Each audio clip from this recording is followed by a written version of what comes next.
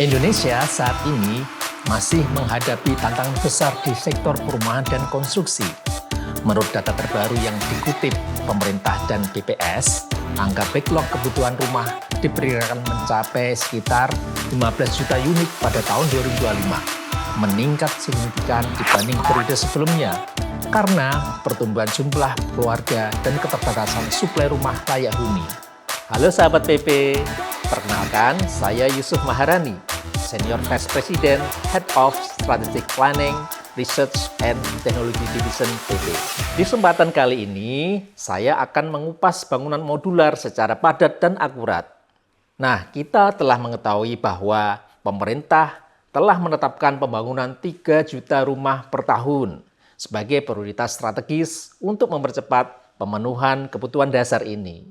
Namun, metode konstruksi konvensional masih menghadapi beberapa keterbatasan.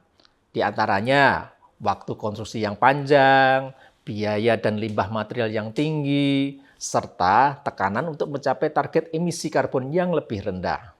Nah, dalam konteks tersebut, PP melihat perlunya pendekatan baru yang tidak sekedar mempercepat proses, tetapi juga mendukung prinsip keberlanjutan dan tanggung jawab sosial secara nyata. Seperti yang kita ketahui bahwa modular bukan sekedar metode konstruksi baru, melainkan jawaban strategis atas meningkatnya kompleksitas pembangunan modern.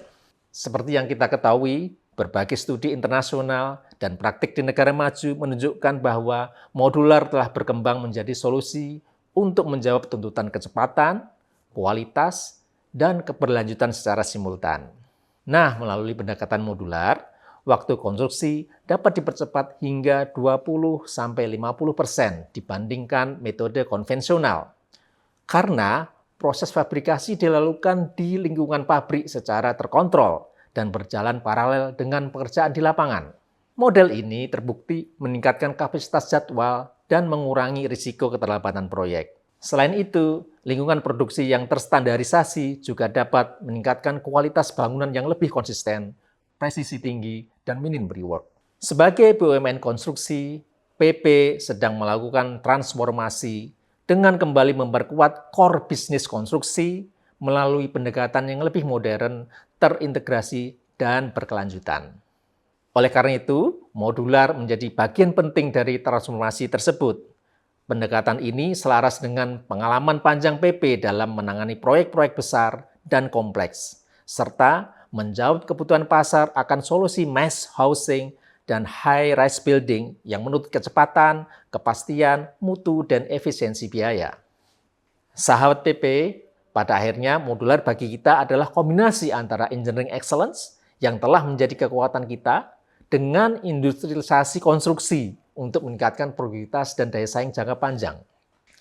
Sejak awal, PP mengambil pendekatan yang sangat terstruktur. Selain itu, PP juga melakukan kolaborasi dengan akademisi dan institusi riset. Nah, seluruh sistem modular yang dikembangkan memiliki fokus utama pada kesiapan menghadapi karakteristik gempa Indonesia, yang merupakan salah satu wilayah seismik aktif di dunia.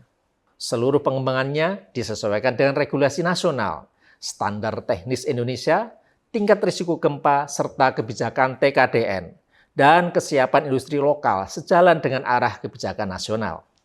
Explain PP Mod hari ini menandai langkah awal PP dalam perjalanan modular, serta komitmen kami untuk berbagi kepada publik mengenai pendekatan, pembelajaran, dan arah pengembangan PP Mod yang kami lakukan secara bertahap dan terukur. Bagi PP Mod bukan hanya inovasi teknis, tetapi platform masa depan untuk menghadirkan pembangunan yang lebih cepat, lebih aman, dan berkelanjutan bagi Indonesia.